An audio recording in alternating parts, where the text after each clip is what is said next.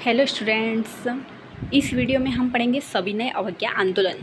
ये भारतीय राष्ट्रीय आंदोलन का बहुत ही इम्पोर्टेंट क्वेश्चन है जो कि एग्ज़ाम में आ सकता है।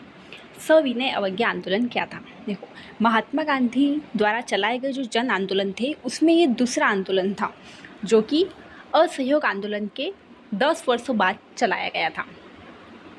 असहयोग आंदोलन जो है वो पूरी तरह से सफल नहीं हो पाया था, तो फिर से एक जो आंदोलन है वो सविनय अवज्ञा आंदोलन जो है वो चलाया गया। सविनय अवज्ञा आंदोलन का सबसे पहले देख लेते हैं भूमिका, इंट्रोडक्शन। सविनय अवज्ञा आंदोलन भारतीय स्वतंत्रता संग्राम का एक अत्यंत महत्वपूर्ण चरण था। महात्मा गांधी के नेतृत्व में यह आंदोलन 1930 ईस्वी में प्रारंभ हुआ। वो 1920 में था असहयोग आंदोलन, सविनय अवज्ञा आंदोलन कब हुआ? 1930 में प्रारंभ हुआ। इसका उद्देश्य क्या था? तो इसका उद्देश्य था अंग्रेजी सरकार के अन्यायपूर्ण और दमनकारी कानूनों का शांतिपूर्ण ढंग से विरोध करना। ये भी जो आंदोलन था शांतिपूर्ण ढंग से ही किया गया आंदोलन था। इसमें भी जो अंग्रेज बहुत सारे कानून लेकर आए थे, जैसे कि नमक कानून है, तो इस तरह से बहुत सारे कानून जो थे जो कि अन्यायपूर्ण कानून थे उनका विरोध करना इसका उद्देश्य था। यह आंदोलन असहयोग आंदोलन की अगली कड़ी माना जाता है जिसने भारतीय जनमानस को फिर से स्वतंत्रता के लिए संगठित कर दिया। जो भारत की जनता थी फिर से एक बार असहयोग आंदोलन में तो एकत्रित हुई थी, फिर से एक बार क्या हो गई? एकत्रित हो गई। तो भारतीय जनमानस को फिर से स्वतंत्रता के लिए संगठित कर दिया। ये जो आंदोलन था ये 1930 में स्टार्ट हुआ था, सविनय अवज्ञा आंदोलन। अगर इसको सविनय अवज्ञा आंदोलन नाम नहीं देंगे तो नमक कानून के नाम से भी जो है इस क्वेश्चन को पूछ सकते हैं। अब बात करेंगे हम पृष्ठभूमि, बैकग्राउंड या फिर कारण, क्या कारण थे इसके। तो सबसे पहला कारण तो था कि असहयोग आंदोलन की असफलता। तो 1922 में ख़त्म हुआ जो असहयोग आंदोलन था वो पूरी तरह से सफल नहीं हो पाया था। इससे क्या हुआ कि ये तो बंद हो गया असहयोग आंदोलन।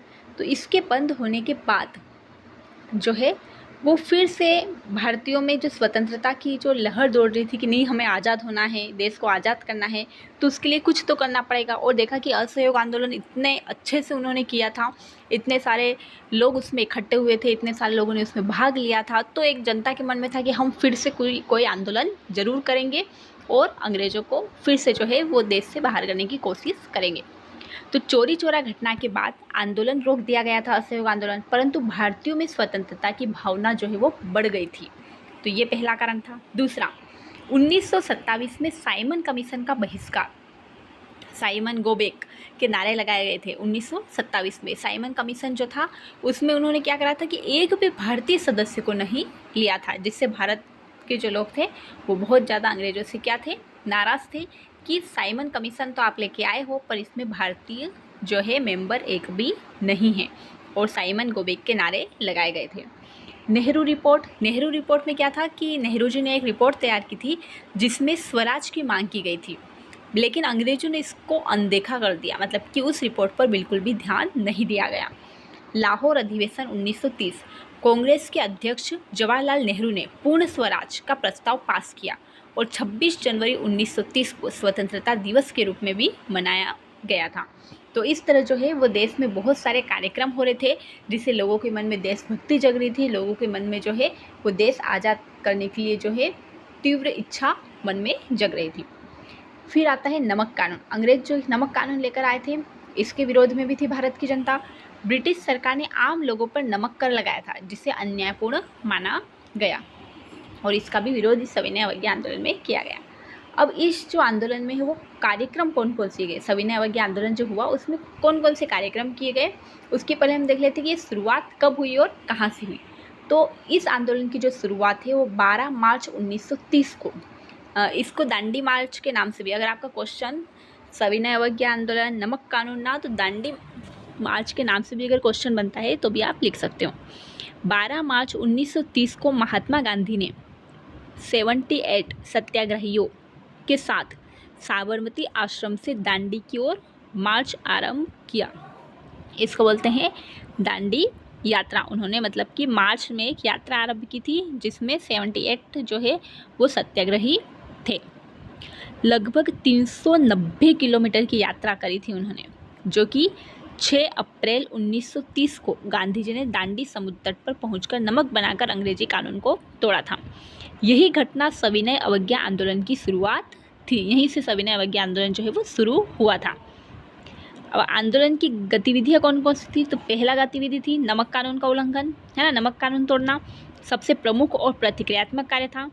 दूसरा वही असहयोग आंदोलन वाला विदेशी वस्त्रों का बहिष्कार करना, स्वदेशी वस्त्रों का प्रयोग करना, करों का भुगतान नहीं करना, कर देने से, टैक्स देने से मना बोल दिया था, विशेषकर भूमि कर और लगान। सरकारी संस्थाओं, अदालतों और विद्यालयों का बहिष्कार किया जा रहा था। स्त्रियों की भागीदारी, कस्तूरबा गांधी, सरोजिनी नायडू, कमला नेहरू जैसी महिलाओं ने भी इसका नेतृत्व किया, मतलब कि महिलाओं ने भी इसमें बढ़ चढ़कर हिस्सा लिया था। जन भागीदारी मतलब कि किसान, मजदूर, विद्यार्थी, व्यापारी, सभी वर्ग के जो लोग थे उन्होंने इसमें बढ़ चढ़कर हिस्सा लिया था। तो ये सारे जो है वो इसमें कार्यक्रम करवाए गए थे। अब अंग्रेजी सरकार की क्या प्रतिक्रिया रही इस आंदोलन में? तो आंदोलन को दबाने के लिए अंग्रेजों ने लाठीचार्ज किया, गिरफ्तारी की, बहुत सारे लोगों को गिरफ्तार किया गया और दमन का सहारा लिया। अंग्रेजों ने इसको दबाने के लिए दमन का सहारा लिया। लगभग 60,000 से अधिक सत्याग्रहियों को जेल में डाल दिया। अंग्रेजों ने देखा कि ये जो आंदोलन है ऐसा तो चल नहीं सकता, इसको बंद तो करना पड़ेगा। तो बंद करने के लिए क्या किया जाए? तो बंद करने के लिए उन्होंने 60,000 से अधिक लोगों को जेल भेज दिया। स्वयं गांधी जी को भी इसमें गिरफ्तार कर लिया गया था। फिर एक गांधी इरविन समझौता 1931, फिर एक समझौता हुआ गांधी इरविन समझौते के नाम से। सविनय अवज्ञा आंदोलन के टाइम पे अंग्रेजी दमन के बावजूद आंदोलन की व्यापक सफलता ने सरकार को बातचीत के लिए मजबूर कर दिया। मतलब अंग्रेजों ने इतना दमन किया, इतने सारे लोगों को जो है वो जेल में डाला, उसके बावजूद भी अंग्रेजी दमन के बावजूद आंदोलन की व्यापक सफलता ने सरकार को बातचीत के लिए जो है वो मजबूर कर दिया था। 1931 में गांधी जी और तत्कालीन वायसराय लॉर्ड इरविन के बीच में जो है वो समझौता हुआ, बातचीत हुई। अब समझौते के अनुसार समझौते में क्या बातचीत हुई? सरकार ने राजनीतिक कैदियों को रिहा करने की घोषणा की। जितने भी कैदी थे उन सबको क्या किया गया? रिहा कर, जो भी राजनीतिक कैदी थे उनको रिहा करने की घोषणा कर दी गई। भारतीयों को समुद्र से नमक बनाने की अनुमति मिल गई। नमक कर जो था उसी के लिए तो इन्होंने मेन करा था, अब उनको क्या हुआ? नमक बनाने की अनुमति दे दी गई। कांग्रेस ने आंदोलन स्थगित कर दिया और गांधी जी लंदन में गोलमेज सम्मेलन में भाग लेने के लिए गए। तो ये इसका क्या हुआ? समझौते का परिणाम था। अब परिणाम क्या हुआ? आंदोलन ने पूरे देश को एकजुट किया और स्वतंत्रता संग्राम को नया जोश मिला। ब्रिटिश सरकार को यह एहसास हुआ कि भारत में केवल दमन से शासन करना संभव नहीं है। मतलब कि उन्होंने इतना दमन किया फिर भी जो है उन्हें बातचीत समझौता करना पड़ा था। तो ये भी हो गया कि सिर्फ दमन से कुछ नहीं हो सकता है, जो है शासन करना संभव नहीं हो पाएगा। किसानों, मजदूरों और स्त्रियों की व्यापक भागीदारी ने आंदोलन को जन आंदोलन बना दिया था। यद्यपि यह आंदोलन तुरंत स्वतंत्रता दिलाने में सफल नहीं हुआ था। ऐसा नहीं कि इस आंदोलन के बाद तत्काल हम देश आज़ाद हो गया, लेकिन इसने भारत की आज़ादी की नींव और भी मजबूत कर दी थी। तो इस तरह इसका परिणाम देखने को मिला। निष्कर्ष यह निकलता है कि सविनय अवज्ञा आंदोलन भारतीय स्वतंत्रता संग्राम की धारा में एक ऐसा मोड़ था जिसने अंग्रेजों की जड़ें हिला दी थी। यह आंदोलन सत्याग्रह और अहिंसा के सिद्धांतों पर आधारित था और इसने भारत की जनता में आज़ादी की भावना को प्रबल किया था। Thank you so much. Video पसंद आए तो लाइक कीजिए, शेयर कीजिए और सब्सक्राइब कीजिए। ये आपका सविनय अवज्ञा आंदोलन, असहयोग आंदोलन और एक और आपका रहेगा भारत छोड़ो आंदोलन। तीनों आंदोलन मोस्ट इम्पोर्टेंट है और तीनों में से अपन बोल सकते हैं कि 3 में से 2 तो पक्का आ सकते हैं 100%।